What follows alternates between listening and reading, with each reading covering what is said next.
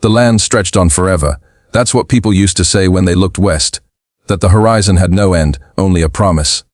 But if you've ever stood on a prairie at dusk, you know that promise feels like an illusion. The line where the land meets the sky keeps slipping away the farther you ride. You can chase it for days, and it always stays just out of reach, a quiet reminder that some things in life are meant to remain distant. In the time before the railroads and the telegraphs, before the towns were more than a few wooden frames nailed together, the American frontier was an ocean of grass.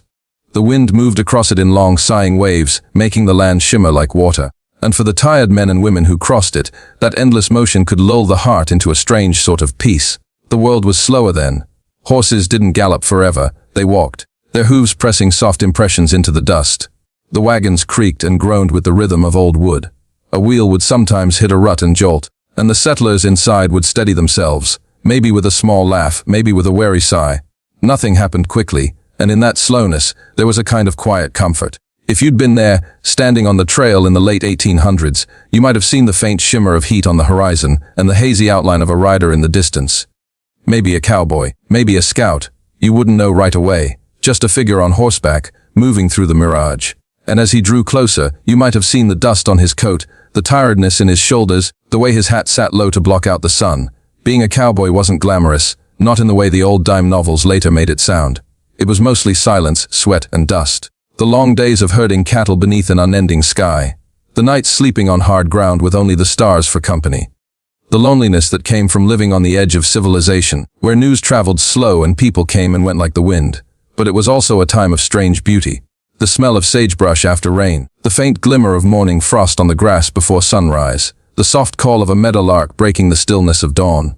For the people who lived out here, settlers, cowhands, wanderers, the world felt both harsh and sacred, alive and empty at the same time. They called it the frontier, though most didn't know what that word truly meant. It wasn't a single place on a map, it was a feeling. The edge between what was known and what was still wild. To cross it meant leaving behind comfort and certainty, trading them for risk and possibility. And once you crossed, you were never quite the same again. Some nights, when the wind would carry the distant howl of a coyote across the plains, you could almost believe the land itself was speaking. The sound wasn't frightening, not really. More like a memory of something ancient. Something that had been here long before the first wagon wheel carved its path through the grass. The West had a way of humbling people like that. It reminded them that the earth didn't belong to them. They were just passing through. You can imagine the sunsets out there. The way the sky burned orange and pink, fading slowly into a deep violet as the first stars appeared. Everything would fall quiet then. The cattle would settle, the men would take off their hats and sit by the fire, their faces half lit by the glow of the coals. Someone might hum a tune, nothing fancy, just a slow, wordless melody to fill the silence. Sometimes when the air cooled and the fire crackled low, one of them might speak. A few quiet words about home, or a story about a trail gone wrong. But most nights, they didn't talk much at all. Out there, words seemed too heavy, too clumsy for the size of the world around them. Silence was easier, and in that silence, you could almost feel time itself stretching thin, as though the days and nights weren't separate anymore, just one long, slow drift beneath the stars. It wasn't an easy life. The food was simple: beans, salt pork, maybe a bit of bread if someone remembered to bring flour. Water was precious. A storm could wash away your trail, a drought could take your herd. The dust got into everything, your clothes, your teeth, your dreams. But for all its hardships, the frontier had a strange, calming rhythm. Once you fell into it, it carried you along like a slow, moving river. So when we think about the Old West, the cowboys and the drifters, the pioneers and the dreamers, it's easy to imagine the danger, the gunfights, the legends. But most of it wasn't like that. Most of it was quiet, ordinary, peaceful in its own wary way. Just the sound of wind over the prairie, the creak of a saddle, and the steady beat of hooves fading into the horizon, where the land met the sky, and the sky seemed endless. If you listen closely, you can almost hear it now. That's where our story begins, in the soft stillness of the West, where time moved slow, and dreams stretched as far as the eye could see. The trail began as nothing more than a faint path in the dirt. Two worn lines pressed into the prairie by the weight of wagon wheels and the slow march of hooves. It wound through the grasslands like a soft scar, vanishing and reappearing with the curves of the land. To most people today, it would look like emptiness. But to those who once followed it, it was everything. It was the thread that connected one small piece of the world to another. In the early light of morning, the trail would come alive with movement.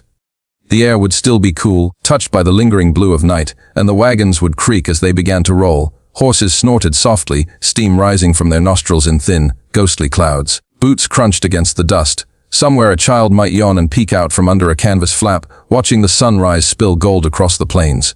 The days were long, the wheels turned slow. You could walk for hours and feel as though you hadn't moved at all. The land around you never seemed to change.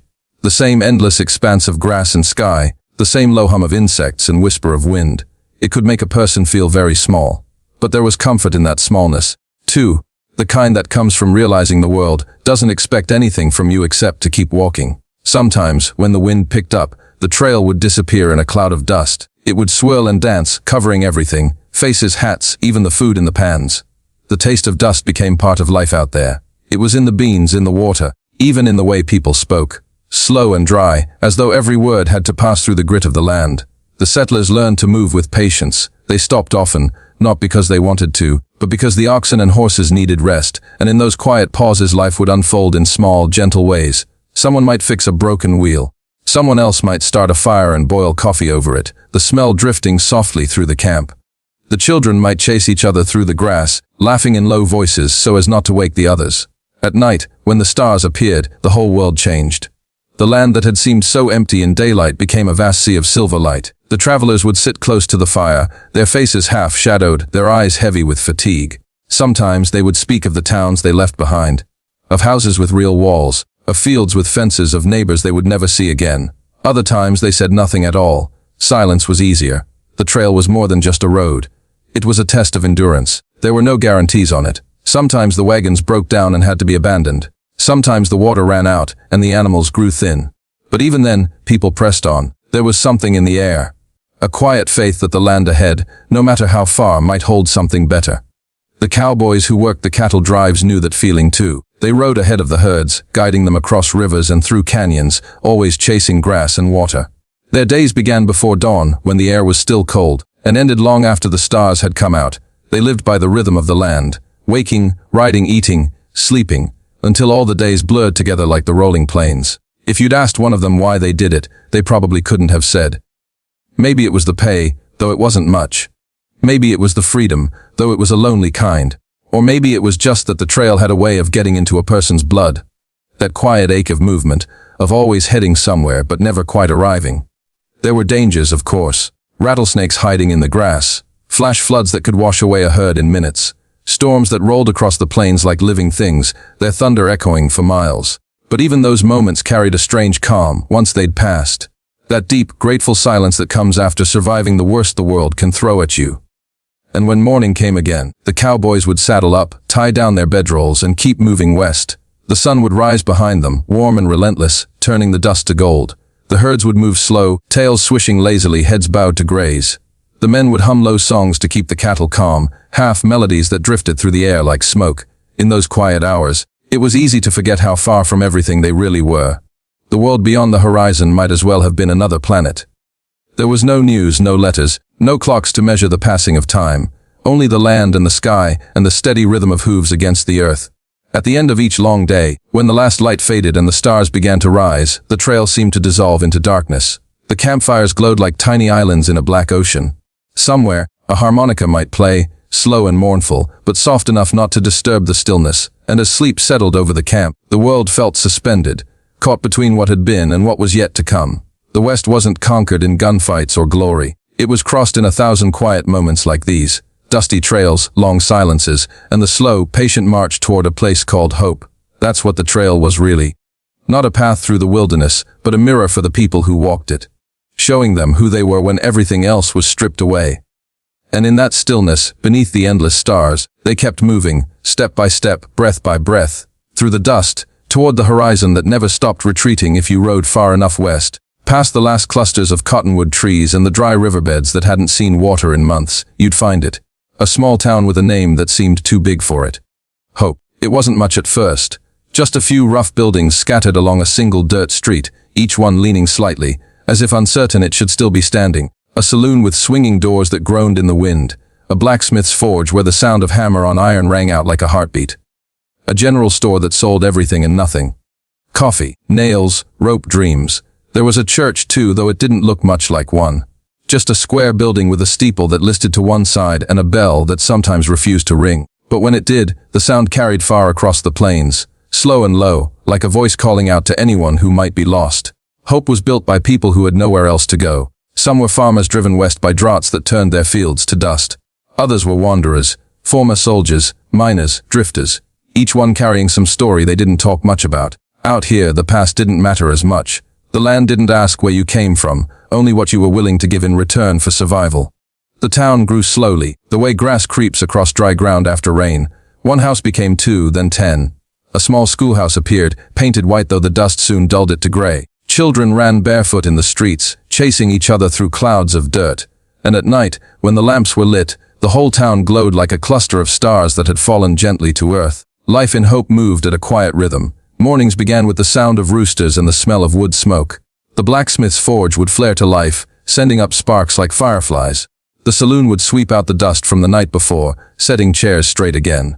A few cowboys might wander in from the trail, their faces tanned and tired, their eyes scanning for a place to rest. In the afternoons, when the heat settled heavy over the town, everything slowed. The horses stood in the shade, tails flicking lazily at flies. The air shimmered. People spoke in low tones, conserving their energy, as if even sound itself might wilt in the sun. You could hear the distant rattle of a windmill turning, slow and steady, creaking out a kind of half-song. For all its simplicity, Hope had a strange beauty to it. At dusk, when the sky turned gold and purple, the whole town seemed to breathe. The boards of the buildings glowed with the last light of the day. The sound of a fiddle might drift from the saloon, playing a tune so soft it could almost lull the dust itself to sleep. Hope was a place of small kindnesses. Neighbors helped each other build barns or patch roofs. A pie might appear on a doorstep without a note. When someone got sick, people came without being asked, bringing blankets, broth, and quiet company. There wasn't much luxury, but there was a kind of gentle abundance in the way people cared for one another. Of course, life wasn't easy. The crops sometimes failed. The water dried up, cattle strayed too far and never came back. There were long stretches of waiting for rain, for letters, for something to change. But waiting was part of living out there. The land taught patience the way a teacher might teach a lesson. Slowly, and often through hardship, the people of Hope knew how to make peace with uncertainty. They learned to listen to the wind, to read the sky, to find comfort in small routines. A woman might spend her evening mending clothes by lamplight, humming softly to herself. A man might sit outside, whittling a piece of wood, watching the last embers of sunset fade into the cool blue of night. When darkness came, the town fell quiet. The saloon doors stopped swinging. The fires burned down to soft red coals. Dogs curled up by the steps of porches. And above it all, the stars spread wide and endless. A reminder that no matter how small Hope was, it was part of something vast and old. Sometimes a train whistle could be heard far off in the distance. Not close enough to see, just faint enough to stir something in the chest. It was a sound that spoke of connection, of the world beyond the plains. But few people left Hope once they'd settled there. It wasn't because they couldn't. It was because they'd already done their wandering. They'd found a place that felt still, and that was enough. Every town had its stories, and Hope was no different. Tales of lost gold, of outlaws passing through, of strange lights seen on the horizon. But the real stories were quieter.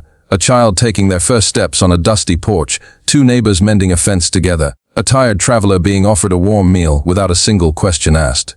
That was the West most people never wrote about. Not the gunfights or the glory, but the soft persistence of ordinary lives, built one quiet day at a time. When the moon rose high above the prairie, Hope slept soundly. The wind brushed softly against the rooftops, carrying with it the smell of sage and smoke. The night stretched deep and unbroken, as if holding the town in its arms. And somewhere in that stillness, between the fading embers and the whisper of the windmill, the people of Hope dreamed, not of riches or fame, but simply of another sunrise, another chance to keep building, one board, one breath, one slow and steady day at a time. When the day's light finally slipped beneath the edge of the world, and the sky deepened into that soft, endless blue that only the prairie knows, the cowboys would stop riding. The cattle would settle, heads lowered, their breath rising like small clouds in the cooling air. The wagons would creak to a halt, and for a little while, everything would grow still. That's when the campfires came alive.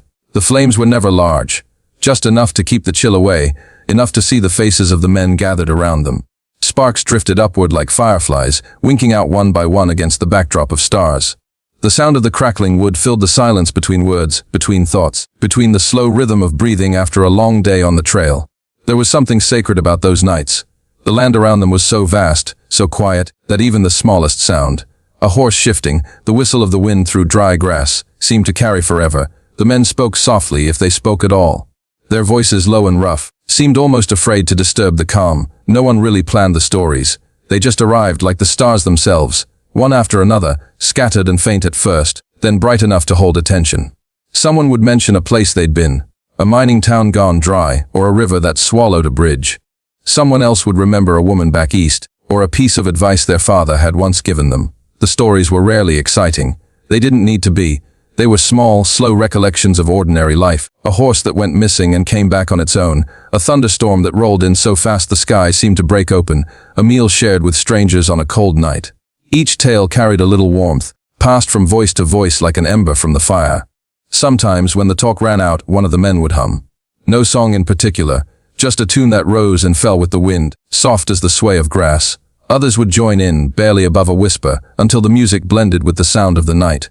It wasn't harmony in the usual sense, but it was something close, a shared moment, fragile and fleeting. Above them, the sky stretched wide and full of stars, more stars than most of us will ever see. They seemed so close that a man could almost reach up and brush his fingers against their cold, steady light. Every so often, one would fall, carving a bright line across the heavens before fading into darkness again. No one made wishes, they just watched. Out there, beauty didn't need to be named to be understood. The air smelled of smoke and coffee and earth. The fire popped softly as a log shifted, sending a tiny shower of sparks drifting upward. Someone poured another cup of coffee from the pot resting in the embers, the liquid black as the night itself. They sipped slowly, hands wrapped around tin cups, faces lined with the day's fatigue. Every man by that fire carried something unseen. A memory, a loss, a quiet fear.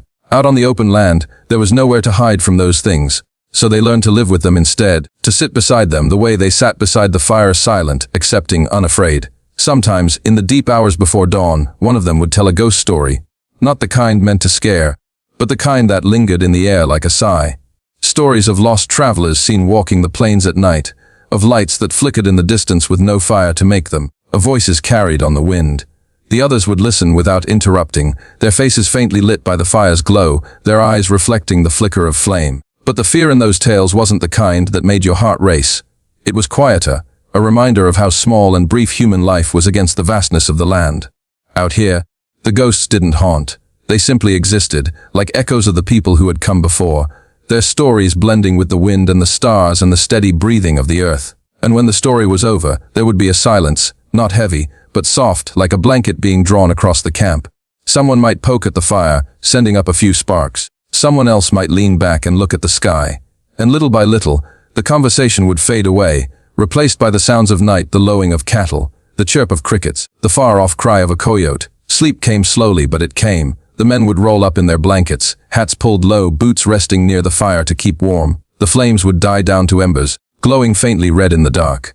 The world around them would grow still again, as if the land itself were holding its breath. If you'd stood there and listened, you might have heard it, the faint murmur of dreams. Not dreams of riches or glory, but of soft rain on parched earth, of green pastures, of a quiet home waiting somewhere beyond the horizon. The prairie was a lonely place, but around those small fires, beneath that boundless sky, no one was truly alone. The stories, the songs, the silences, they wove the men together like threads in a great invisible tapestry. And when the dawn finally began to bloom, pale and slow, brushing gold across the horizon, the camp would stir again. The ashes would be scattered, the coffee pot packed away, the saddles lifted onto the horses' backs. The fire's whispers would fade into memory. But somewhere in the air, the stories lingered. Part of the land now, part of the long, quiet history of the West. The story of gold in the West began, as so many things did, with a rumor. A quiet murmur carried on the wind, passed from traveler to traveler, growing brighter with each retelling. They said there was gold in the rivers. Not just flecks, but real pieces, shining like the sun caught in stone. And as the rumor spread, it became a promise, and that promise became a fever that drew thousands westward. But gold, as it turned out, was a patient thing. It waited deep in the earth, unmoved by all the hope and desperation that surrounded it. When the gold rush began in California, the hills filled with people. Not just miners, but dreamers, shopkeepers, farmers, preachers, sailors, all leaving behind what they knew for a chance at something brighter. The journey was long, and the land was harsh. But for many, the sound of a pick striking rock was the sound of possibility. You could smell the camps before you saw them, the smoke of wet wood, the faint metallic tang of the river. Tents and shacks sprang up overnight, scattered along the banks like driftwood. Lanterns glowed softly at dusk, and the sound of hammers and laughter drifted through the cool air. From a distance, it looked almost like hope had taken physical form. In the daylight, the miners worked slowly, methodically. The movies and stories that came later liked to show them shouting and cheering when they found gold, but in truth, it was mostly quiet work. Backbreaking, repetitive, and filled with waiting. They crouched by the water, swirling pans filled with gravel and silt, watching for that faint glimmer that might change everything. Most days, it never came. For every man who found a nugget, 100 others found nothing but wet hands and aching backs. Still, they stayed. Because gold wasn't just metal, it was a dream that shimmered just beyond reach, always enough to keep you digging one more day. At night, the mining camps would settle into a strange sort of peace. The tools were put away, the fires lit. Men gathered around them with coffee and stories, much like the cowboys on the open trail. Some played cards quietly. Others wrote letters home, words that might never arrive, carried by couriers through uncertain miles. And though the camps were rough and full of dust, there was a strange beauty in their imperfection. Lantern light flickered across weathered faces, catching the gold dust that clung to their skin. The air was cool, the sky wide and full of stars. For a brief moment, every man there believed he might wake up the next day to fortune. But gold was fickle. It gave and it took without reason. For every small success, there were countless failures. Claims gone dry, mines caved in, rivers stripped bare. Slowly, the fever began to fade. Some packed up and left, heading further west in search of another rumor. Others stayed, building small towns from what was left, places with names like Prospect Hill and Fortune's End.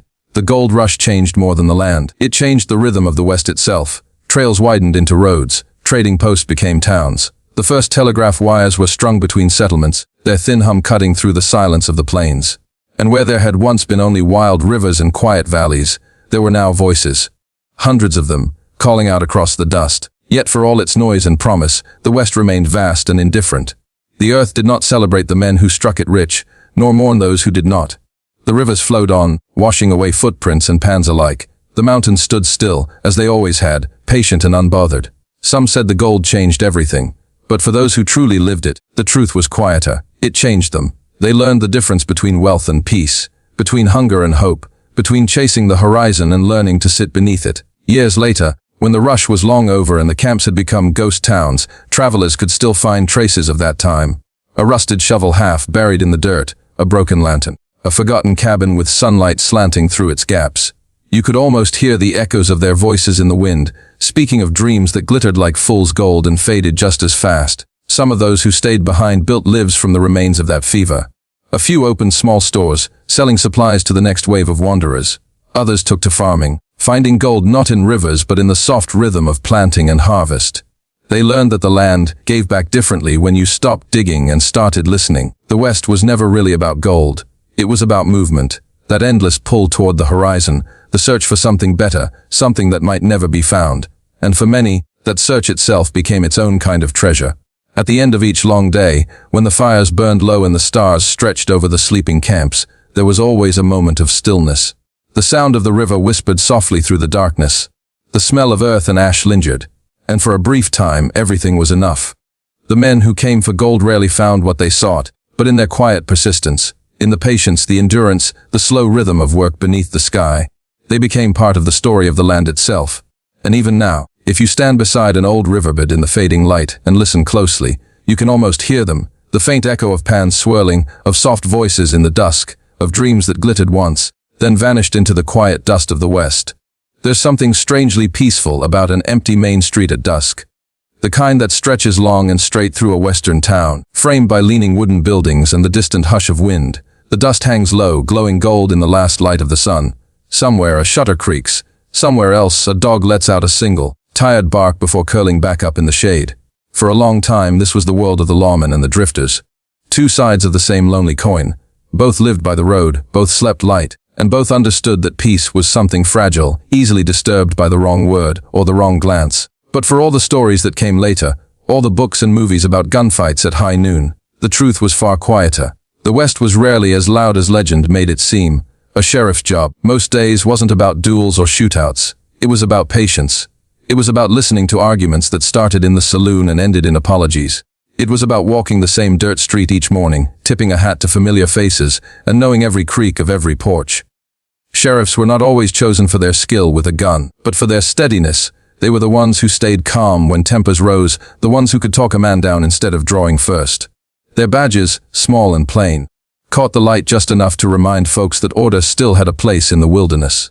At night, when the town grew still, the sheriff would often sit outside the jailhouse with a cup of coffee, watching the stars over the rooftops. The air would be cool, the kind that carried every sound, the shuffle of boots, the far-off cry of a train, the soft hum of a night insect. In those moments, the world felt balanced, peaceful even. And yet, somewhere beyond the edge of town, there was always the other kind, the drifters. They came and went like tumbleweeds, following trails that led nowhere in particular. Some were looking for work, others for redemption, and a few for nothing at all. You could tell a drifter by his eyes, quiet, watchful, carrying the reflection of 100 sunsets seen from the saddle. Most of them weren't dangerous, though the stories often painted them that way. They were just men caught between places, between lives. Sometimes they'd stop in a town for a few days, earn some coin mending fences, take a meal at the saloon, maybe help a rancher drive cattle, and then they'd be gone again before sunrise. The sheriff usually watched them come and go without saying much. There was a silent understanding between lawmen and drifters. One kept the peace, the other passed through it. Each knew their place in the quiet rhythm of the West. Now and then, though, their paths crossed in ways that weren't so simple.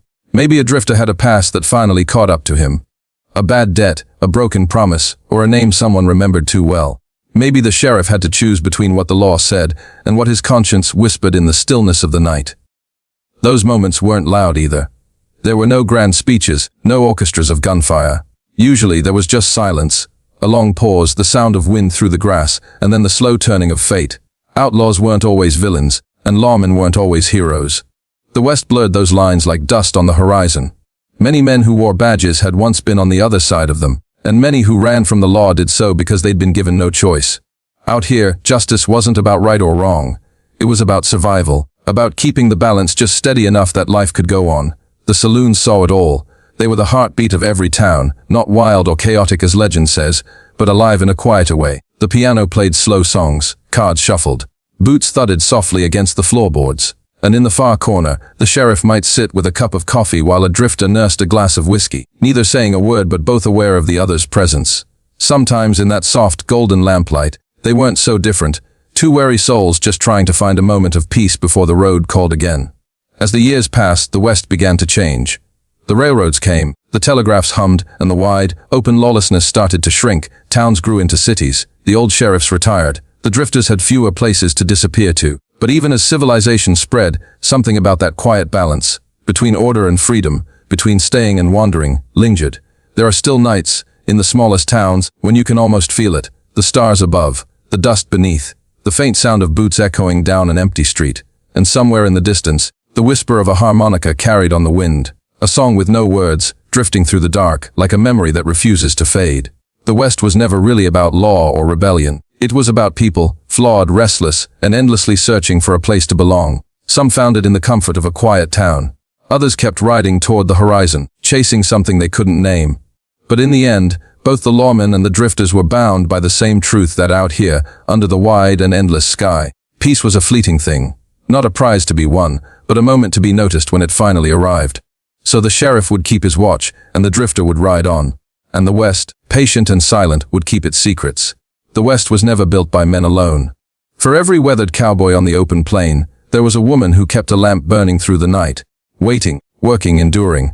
She may not have carried a gun or worn a badge, but her hands shaped the quiet world behind every frontier door. Out on the plains, life had a rhythm that women seemed to understand instinctively, one of patience, of tending, of small acts that kept the wildness of the world at bay. While men drove cattle and built fences, women raised children, nursed the sick, and turned rough cabins into homes. They stitched torn shirts, mended cracked hearts, and found beauty in a land that offered so little softness. If you listen closely, you can almost hear them still. The low hum of a lullaby carried on the wind, the soft clink of tin cups, the rustle of skirts moving across creaky wooden floors. Their voices filled the silence between the gunshots of history, turning hardship into harmony, and struggle into survival. Some came west with husbands or fathers, following wagons into the unknown. Others came alone, determined to make their own way.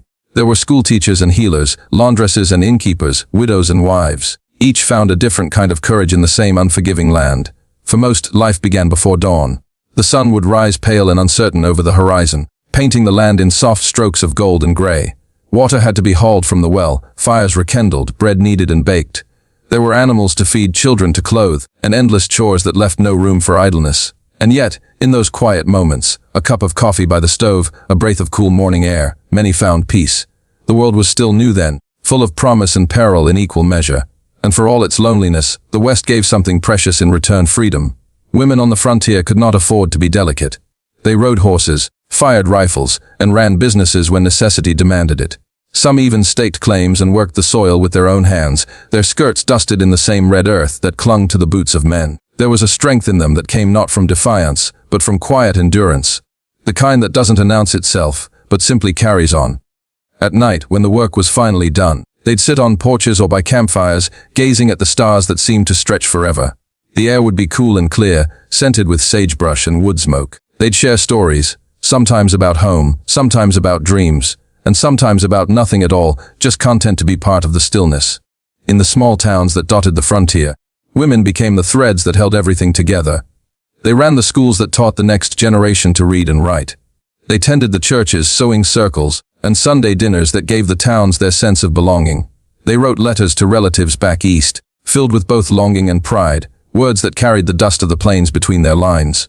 Many of them faced loss: husbands who never returned from cattle drives, children taken by fever, crops that failed in dry summers. Yet even through grief they endured. They had to. Life on the frontier offered no pause for sorrow, only another sunrise, another task, another chance to begin again. Some women found love out here in the quiet ways that mattered most: a shared meal, a look across a dance floor lit by lanterns, two hands meeting over a fence post or a pot of stew. It wasn't always the love of fairy tales, but it was steady, built on shared work, laughter, and the slow comfort of time. There were others who chose independence instead, carving their own paths without apology. They ran boarding houses, managed land, practiced medicine, or taught music to children in towns barely large enough to hold a piano. They were whispered about, sometimes admired, sometimes judged, but always respected, in that quiet Western way that values strength over words. It's easy now to forget how much they shaped that world. When we picture the West, we see the cowboys first, the hats, the guns, the dust. But it was women who kept the West alive in its stillness, who gave it warmth, order, and meaning. Even the most hardened drifters, when passing through a small town, might remember the kindness of a woman who offered a meal or a word of comfort. In a place defined by danger and distance, their gentleness was a rare and precious thing. The frontier was not kind, but it was honest. It showed a person what they were made of. And for so many women, it revealed an endurance that history could never quite put into words. Now, all these years later, the wind still moves through the ghost towns and the old homesteads. It whispers through broken windows and over empty rocking chairs. Sometimes, when it catches the right note, it sounds almost like a song, soft, steady, and full of memory. A lullaby for a land that was once wild, and for the women who tamed it with little more than courage, patience, and love. The first time people saw a train rolling across the plains, they said it sounded like thunder. Not the wild, angry thunder of a storm, but something slower, more deliberate. A deep, steady heartbeat made of iron and fire. It began as a distant hum, a faint vibration that stirred the still air over miles of open prairie. Horses lifted their heads, unsure what they were hearing. Children ran to the edges of towns to watch the smoke rise like a gray ribbon against the wide blue sky. And then, at last, the engine appeared, black, gleaming, powerful, gliding forward with the grace of something that didn't quite belong to the world of dust and grass. For generations, the West had been a land of distance. Days between towns, weeks between letters. A person could ride for a lifetime and still not see the end of it.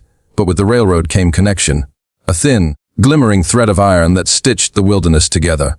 The sound of the whistle broke the silence that had once been absolute. It echoed across valleys and plains, bouncing off the cliffs and canyons, reminding everyone that the world was changing. Yet, for all its noise and smoke, the coming of the train was not a sudden revolution. It was slow, almost polite, the way progress always is when it first arrives. The men who laid the rails worked quietly, moving 1 mile at a time under a sky that stretched forever. Their hammers struck rhythmically, like a lullaby in metal and sweat. And each night, when the sun dipped low, the prairie swallowed the sound again, as if to rest before morning. In small towns along the route, the station became the new center of life. Wooden platforms were built. Telegraph wires rose like strange new plants beside the tracks. Families gathered to watch the arrivals, men with dust on their coats, women with travel-worn bonnets, letters clutched in their hands. The trains brought goods, mail, stories, and change. They carried the scent of cities, the murmur of faraway places, and a feeling that the world was somehow both larger and smaller than it had been the day before. For the cowboys and settlers, it was a strange thing. The vast silence they'd known all their lives began to shrink. Where once the horizon had meant freedom, now it carried the faint sound of industry, of whistles and wheels. The wide, wandering solitude of the plains grew softer around the edges. But not everyone saw that as loss. Some found comfort in the rhythm of the trains. the steady pulse of something human and constant amid the wilderness. Farmers could send their crops farther than a wagon ever could. Miners could ship ore by the ton. Families who'd once been months apart could now write a letter and expect a reply before the season changed. The Iron Horse, as they called it, didn't just carry people, it carried time itself. The world began to move faster, even if the people weren't quite ready for it. In the evenings, the train lights glowed like floating stars as they passed through the darkness. From a distance, they looked almost peaceful. A line of soft, flickering embers winding through the night. The engine's low rumble became a kind of background music for the towns that grew beside the tracks. Some said they couldn't sleep without it after a while. That the steady passing of the trains became as familiar and soothing as the sound of the wind. There were still those who mourned the old silence, though. The drifters and ranch hands, the ones who loved the sound of nothing but their horses and the open sky. They watched the rails stretch farther each year and wondered if there would be any wilderness left at all when the last spike was driven. They weren't wrong to wonder. The railroad brought civilization, and with it, boundaries. Towns became cities. Fences marked the land. The endless frontier that once belonged to no one slowly began to belong to everyone. But even then, on quiet nights, you could still ride out beyond the reach of the tracks. The stars were the same there, the wind unchanged. You could lie back in the grass, hear the faint echo of the train far away, and feel both the old and the new worlds coexisting in the dark. Progress, it seemed, didn't erase the past. It just layered itself over it, like dust settling on a forgotten trail. And for many, the railroad became something beautiful in its own right. The way the morning sun glinted off the steel rails. The smell of smoke and pine mingling in the air. The distant call of the whistle, not as an intrusion, but as a song of movement of human persistence. As the years went by, the trains grew longer, faster, louder. Yet to those who remembered their first arrival, the feeling never changed. That quiet awe, that sense that something greater had entered their world. Iron and steam, dust and sky. Together they told the story of a place learning to move forward without forgetting where it came from. And if you close your eyes now, you can almost hear it. The slow chug of the engine, the whistle in the distance, the soft clatter of wheels on rails fading into the night. Not a sound of intrusion, but of continuity. The West breathing, changing, carrying on. By the time the century began to turn, the Old West had started to slip quietly into memory. Not with a bang, not with any single event, but with the slow, unhurried passing of time. The kind that you barely notice until one day you look up and realize the world around you has changed. The trails that once stretched endlessly across the open plains began to fade.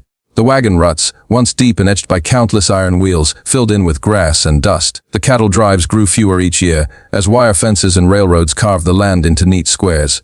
The cowboys, the drifters, the prospectors, they didn't disappear all at once. They just became harder to find. In their place came merchants and bankers, school teachers and preachers. Streets that had once been dirt were paved with boards, then stone. The sound of hammers replaced the sound of hooves. The West was growing up, steady and inevitable. But even as it changed, there was still a kind of beauty in its quiet fading. On long evenings, the horizon still glowed gold and red, the air still smelled faintly of sage and dust, and somewhere in the distance, a lone rider still made his way across the plains. A small figure against an enormous sky. He might not have known it, but he was part of something ending. The cow towns that had once thrived on noise and movement became quieter too. Saloons turned into dry goods stores. The old piano players packed up their songs and moved on. The lawmen hung up their badges. The old wanted posters yellowed on the walls, their names long forgotten. People began to speak of the West not as a place, but as a time, something that existed once, and then slipped away like the glow of embers after a fire. And yet, for those who had lived it, the memories stayed sharp. They remembered the smell of rain on dry earth, the shimmer of heat on the horizon, the taste of coffee brewed over a campfire. They remembered faces, some lost to time, some carved into memory like the shape of a distant mountain. The frontier had been hard, but it had been alive. It had asked everything of those who lived there, their strength, their patience, their hope, and though many suffered, they also discovered something rare, a sense of belonging to the land itself. Now, with towns growing and telegraphs buzzing, the wilderness began to shrink. The silence that had once stretched for miles was filled with the hum of machines, the rhythm of progress.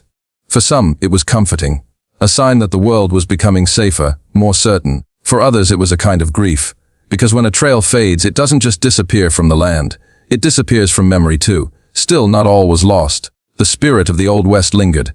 In stories, in the stubborn independence of its people, in the way the sky still seemed too big for the towns beneath it. You could still find it if you knew where to look. In a weathered barn leaning against the wind. In the soft creak of a rocking chair on a porch that faced the open plains. In the slow rhythm of boots walking home after sunset. Some of the last cowboys stayed on long after the world forgot about them. They herded smaller herds, fenced tighter pastures, rode the same trails their fathers had. Even when the trains had taken most of the work away, they weren't chasing fortune anymore. They were chasing memory, perhaps even peace. And though they might not have said it aloud, they knew something that others didn't. That progress always takes something with it. Not out of cruelty, but simply by moving forward. The land, too, seemed to mourn its own transformation.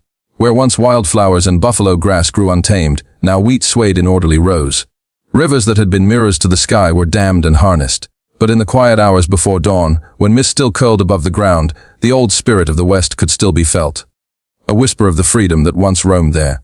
Some nights, old men would gather on porches, their hats resting on their knees, and talk about how things used to be. Their voices would drift slow and low, as if afraid to disturb the ghosts of the past. They spoke of cattle drives that lasted for months, of storms that could strip the paint from a man's soul, of friendships made around campfires that never truly ended. And when they fell silent, the night would take over, the cicadas humming, the wind sighing through the grass. It was as though the land itself was remembering along with them. The fading of the trail wasn't just the end of an era, it was the beginning of reflection. The West was no longer wild, but it was still vast, still beautiful, still mysterious in its own quiet way. It had traded its chaos for calm, its danger for peace. And in that trade it had become something gentler, a place of memory instead of motion. So the trails faded, the fences rose, and the people settled down. But somewhere, in the soft rhythm of a train moving through the night, or the slow flicker of a campfire under the stars, the Old West still lived. Patient, eternal, waiting for someone to remember. And if you sit quietly enough, if you listen with the kind of stillness the plains demand, you can almost hear it. The ghostly creak of a saddle, the low murmur of men around a dying fire, and the soft sigh of a world that once was. The West, in its fading, never truly died. It simply learned how to rest. The West is quiet now, not gone, not really, but resting. It sleeps beneath layers of dust and memory, beneath the hum of modern life that has long since covered the old songs of the plains. Yet, if you wander far enough from the highways, past the fences and the power lines, there are still places where time seems to pause, places where the wind speaks in the same old language. Soft, endless, full of longing. You'll find them at the edge of ghost towns, where the boards of old saloons still creak in the breeze, and where glass bottles catch the sunlight like forgotten jewels. You'll see the faint outline of wagon ruts leading nowhere, and the rusted iron of a horseshoe half, buried in the sand. You'll hear the quiet flutter of a door swinging on one hinge, keeping rhythm with the wind. It's as if the land remembers. Some say the West ended when the last frontier was tamed. Others say it never ended at all. It simply changed its shape, slipped into the quiet corners of our imagination, and waited. The truth perhaps lies somewhere between. The old ways, the endless rides, the campfires under the stars, the long silences between words, live on in stories, in songs, in the soft nostalgia that settles over the heart when we think of wide skies and open trails. They linger in the smell of leather and smoke, in the sound of boots on wooden floors, in the golden light of evening spilling across an empty street. The cowboys are gone now, and the sheriffs, and the drifters who followed the wind. The trains still run, but no one stops to wave anymore. The land has changed hands so many times that it's hard to say who it belongs to. And yet, when the day fades and the world grows still, something stirs in the distance, a kind of quiet recognition. The West was never really about place, after all. It was about spirit, that longing for freedom, that ache for the horizon. It's still here, in all of us, waiting beneath the noise of our days. Maybe that's why so many people still dream of it, of wide plains that seem to stretch forever, of mountains rising blue and solemn against the sky, of nights so clear you can see the Milky Way spilling like dust across the heavens. The echoes of the silent West live in those dreams. If you were to sit beside one of those old trails tonight, just sit, without moving, without talking, you might begin to feel it. The slow rhythm of the earth beneath you, the faint scent of sagebrush, the soft sigh of the wind as it moves through tall grass. You might even hear something else. The creak of saddle leather, the distant low of cattle, the soft notes of a harmonica drifting from nowhere in particular. It wouldn't be loud or sudden, just a suggestion, like a memory coming back from a long, long sleep. And maybe, if you listened closely, you'd realize it was never meant to be loud. The West was always about stillness, about the spaces between things, the pause before sunrise, the breath between words, the quiet acceptance that comes when a person learns how small they are beneath the sky. Those who lived here long ago understood that. They knew the world wasn't something to conquer, it was something to walk through gently, to coexist with. They didn't always succeed, but they tried, and the land remembers that too. Now, when the stars rise and the moon hangs low, the frontier feels close again, like a dream you almost remember but can't quite reach. It's there in the whisper of the grass, in the dust that glows silver under moonlight, in the quiet hum of the world turning on its slow, eternal axis. And so, the story of the West doesn't end, it lingers, not in books or photographs, but in the silence, in the peace that follows when everything else has fallen away. The cowboys ride on in that silence, their shapes fading into the horizon. The drifters wander still, following roads that lead only to the edge of dusk. The women hum their lullabies in cabins long since turned to dust. The sheriffs rest beneath unmarked stones, their badges rusted, their duty done. All of them, and everything they built, has become part of the land, folded gently into the earth's long memory. And as the last light of day slips away, the plains seem to breathe again. The sky deepens, the stars return, and the West, quiet, eternal, beautiful, keeps dreaming. It doesn't ask to be remembered, but it always is, in every sunset that burns low and golden, in every road that disappears into the horizon, in every human heart that still longs for something vast and untamed. The West, after all, was never just a place. It was a feeling, and feelings, once born, never truly fade. So sleep now, traveler. The trail is gone, but the sky remains. And somewhere beyond the reach of time, the West still whispers softly into the night, a lullaby of dust and stars.